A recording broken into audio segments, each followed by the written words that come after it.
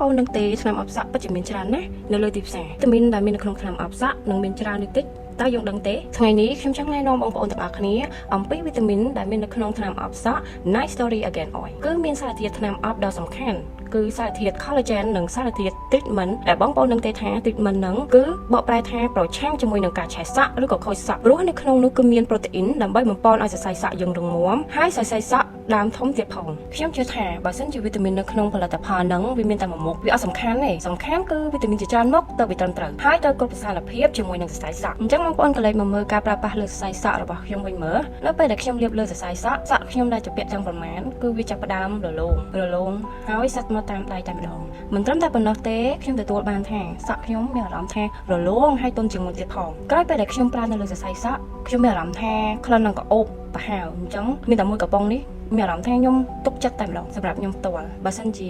ធំតែខ្ញុំរៀបរាប់ហើយនឹងការប្រើប្រាស់របស់ខ្ញុំឲ្យអ្នកទាំងអស់គ្នាមើលអញ្ចឹងអ្នកទាំងអស់គ្នាអត់ដឹងទេពីគុណប្រយោជន៍របស់វាប៉ុន្តែអ្នកទាំងអស់គ្នាអាចយកទៅសាកល្បងប្រើម្ដងឬក៏ពីរដងអាចនឹងដឹងពីផលប្រយោជន៍របស់ Night Story Again Oil បាន